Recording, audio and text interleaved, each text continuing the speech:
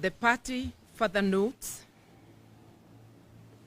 before then, Samahani, the government has entered into a public-private partnership with Militia to cripple freedom of assembly and protests. The party further notes that the security withdrawal comes days after William Ruto promised kusafirisha Honorable Raila Odinga and President Uhuru Kenyatta. Indeed, we remain eternally grateful to Mr. Ruto for uttering those words. Out of the abundance of his heart, his mouth spoke. It is a warning. It also comes days after Ruto openly instructed Kenya Kwanza to recruit and arm supporters for a confrontation with protesters. Ruto has called his supporters to Kenya's version of Armageddon. The meeting held at State House last Saturday was clearly a planning meeting. It came up with a clear command, control, funding, and mobilization of resources and people structures for purposes of carrying out genocide. Its resolutions are already being implemented in various parts of the country, where some governors are mobilizing people to counter protesters. It is also taking the shape of greater surveillance being conducted around our leaders' homes and offices, which are being surveyed by people in unmarked vehicles. What Ruto decreed in State House last week is part of what is going on in Sondu, Kericho, and Kisii-Kericho boundaries, where an ethnic militia is being armed against local communities. The militia has protection of the police. The events in Sondu are expected to be replicated in other parts of the country in coming days. We further take note that although Kenya is not at war, all police and other security officers have been recalled from leave to deal with protesters. The provisions of the Constitution on the right to protest notwithstanding, Ruto is at war, not just with Azimio, but with the entire Kenyan population, especially those who do not support him. We appeal to our neighbors in the region not to join Ruto's war against Kenyans. Our neighbors must not supply Ruto with tear gas and ammunition to fight Kenyans. Our crime is only that we have challenged Ruto to bring down the cost of food, reconstitute the IEBC in a way that includes all players, also to audit the last year's presidential elections and to respect political parties. As leaders, we have reached the decision that we shall fear not those who kill the body, but are not able to kill the soul. So, even with the intimidation of withdrawal of security, Azimio confirms that the protests planned for Wednesday, tomorrow, Thursday, and Friday this week are on as earlier announced. We appeal to the police to be professional, to resist being turned into a killer squad for hire by politicians and a regime suffering acute legitimacy deficit.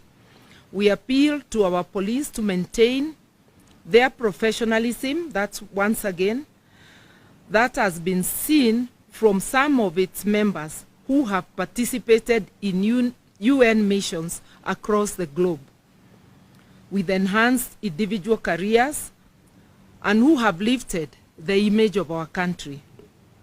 We appeal to them to resist being used to provide cover to tribal militia that kills people in the name of policing. A time comes when all the crimes will be answered for by everyone involved, including Ruto himself. They need to think and think again before committing these crimes against citizens. We remind Ruto and the entire police service that responsibility for protection of Kenya is not a shared duty. Under our constitution, the duty bearer is the state and the law enforcement agencies. As protesters, what is required of us is just to give a notice that we'll be having a procession. We have given adequate notice. It is their duty to ensure that no criminal elements infiltrate the protests and turn them violent. And in our experience, it is the police who have turned peaceful protests violent. We take this opportunity to thank the UN Human Rights Office for calling out the government, the Ruto regime, over the use of excessive force by police to quell protests. Indeed, the use of force has been unnecessary and totally disproportionate and has included use of firearms and shooting with an intention to kill and actually killing. We have always appealed to our protesters to remain peaceful, and we ask them to continue doing so. We urge our people to obey the law, respect private property and even public property in the course of protests. We maintain that we have always been peaceful until police decide to import violence, bullets and tear gas into our protests. A couple of days ago, we were able to get into town, address Kenyans, and dispersed peacefully without any injuries or deaths. We were also able to have lunch and hold impromptu meeting with the people at Kenyatta Market, which also ended very peacefully. Because there were no police, all our engagements are peaceful until the police show up and unleash violence. We reiterate that we have instructed our lawyers to prepare and institute legal proceedings against police officers who have gone against their constitutional duty of protecting life and property of Kenyans during protests.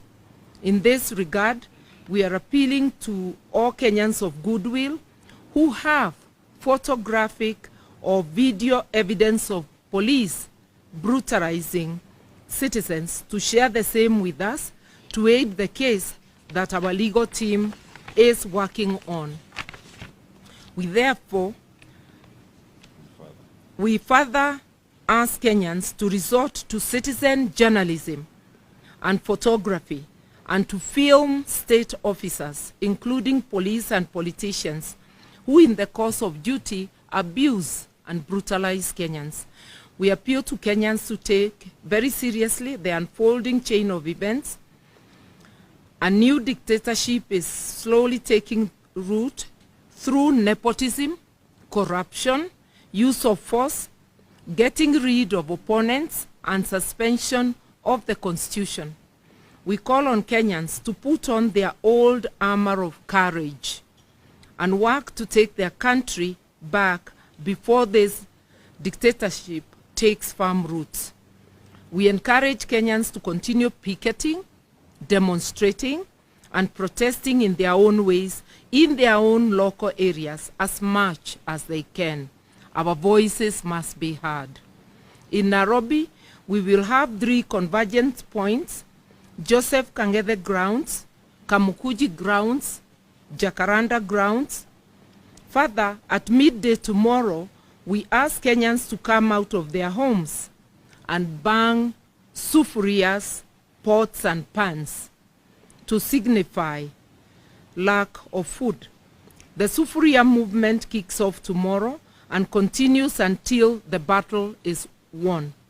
At that hour of midday, we also call on motorists to stop wherever they are on the highways and roads and to hoot and flash lights in support of this movement.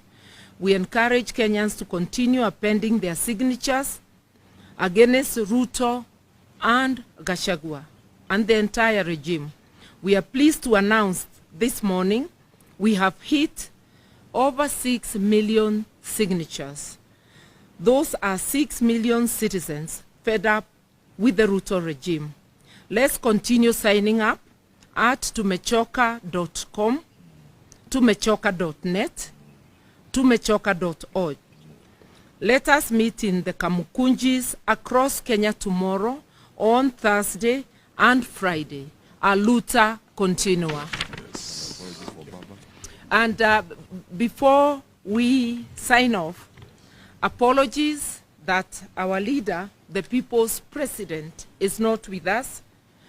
He is in other engagements, critical engagements, and we spoke with him and we are going to report to him the progress so far. Asanteni sana.